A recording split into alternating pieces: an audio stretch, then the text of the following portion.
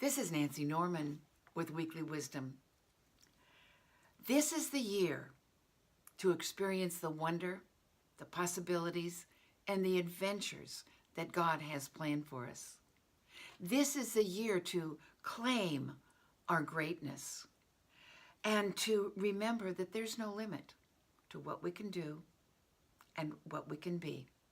There's nothing impossible to us because there's nothing impossible to God. Our dreams, our desires, our goals are attainable because those dreams, those goals, and those desires are God's idea of a greater good for us to experience. Gone are the days of wishing and hoping for a bright new year. Wishing and hoping. Gone are those days because we are getting definite about what we want in our new year of 2018. We're getting definite about what our dreams are, what our goals are, what our desires are. And we're expecting those dreams and those goals and those desires to become manifest in 2018 because we're getting clear, definite. An early metaphysician, Emma Curtis Hopkins, once said, "There's good for you, and you ought to have it. There's good for you, and there's good for me, and we ought to have it. We ought to be experiencing it." The Bible tells us that it is the Father's good pleasure to bring us the kingdom. It is the Father's good pleasure to give us the kingdom. And I've personalized that little scripture for myself, and I say, it is the Father's good pleasure to give me the kingdom. And then I add, and it is my good pleasure to receive the kingdom, to receive all the good that God has in store for us. Well, last week you were given an assignment, and that assignment was to create a gratitude list of everything that you had to be grateful for in the year 2017. Everything. I invited you to think about the year and all the skills and talents that you had, all the things that you had to be grateful for in 2017.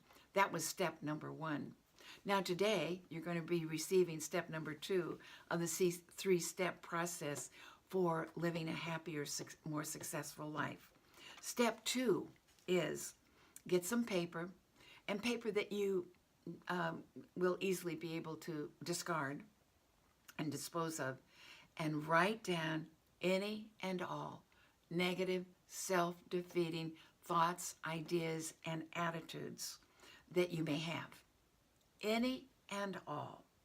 Any mistakes, any blocks, any fear, any failures, any old hurts, any resentments, any unforgiveness, anything that you may be holding on to. It's time to forgive. It's time to release. And it's time to let go of all that old stuff. Because all those things are literally blocking our greater good to become manifest in our lives. I want to share with you something from Emmett Fox. It was a metaphysician, and he talks about forgiveness and how important it is in your life and my life. He said, setting others free means setting yourself free, because resentment is really a form of attachment. It's a cosmic truth that it takes two to make a prisoner and a jailer. When you hold resentment against anyone, you are bound to that person by a mental chain.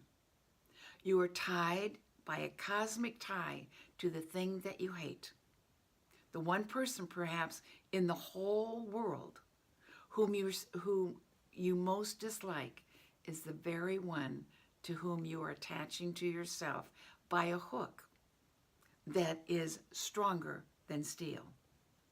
Is this what you wish? Is this the condition in which you desire to go on living?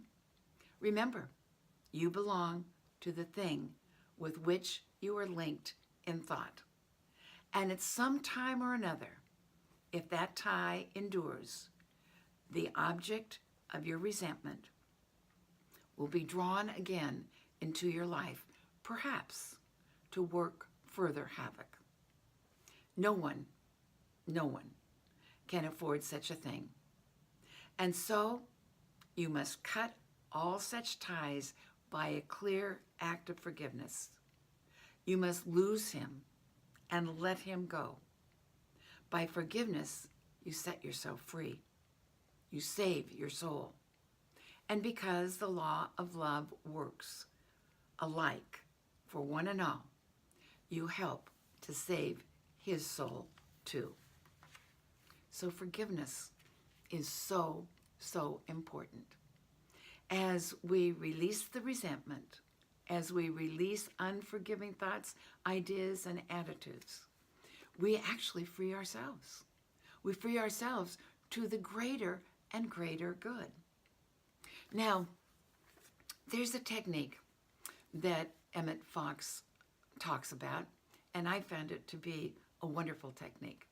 I don't know about you, but there are some times that I have things, people, situations, circumstances to forgive that are very difficult to forgive. And Emmett Fox says that you just must be willing. So here's what he says. The technique of forgiveness is not very difficult when you understand how. The only thing that is essential is willingness to forgive. Provided you desire to forgive the offender, the greatest part of the work is already done. So when I find that I have someone, some situation, some circumstance to forgive, and I'm having a hard time doing it, I simply say, okay, God, I'm having a hard time. I'm having a hard time forgiving and releasing this resentment. But I'm willing. So I'm asking. I'm willing, and I'm asking that you forgive through me. And you know what? It works every time. It works every time. Emmett Fox goes on to say that you can affirm, after you've completed your list, then you can say, I fully and freely forgive, and you mention by name the offender. I loose him and let him go. I cast the burden aside. He is free now, and I am free too. The truth of Christ has set us both free. I thank God. I thank God. So the greatest discovery of our time is that we can alter our lives by altering our attitudes. And forgiveness, releasing of resentment, is one way we can alter our lives and alter our attitudes. Now, when you've completed the list, I want you to hold the list in your hands and think about everyone that you are releasing, forgiving, letting go. And say to yourself, I am free. I am free from past mistakes and the results of past mistakes. I am free. I am free. I cast this burden upon the Lord, and I am free.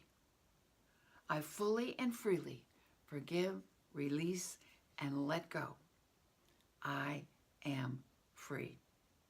Then I want you to take that paper and tear it up in 1,000 pieces and then throw it in the garbage. Throwing it in the garbage is a symbolic sign of releasing and letting go. The slate is clean. The slate is clear. You've forgiven, you've released, and you have let go. And now you're ready for the next step, which we'll cover next week. And that is writing down your hopes, your desires, your dreams, and your goals. God bless you, and Happy New Year.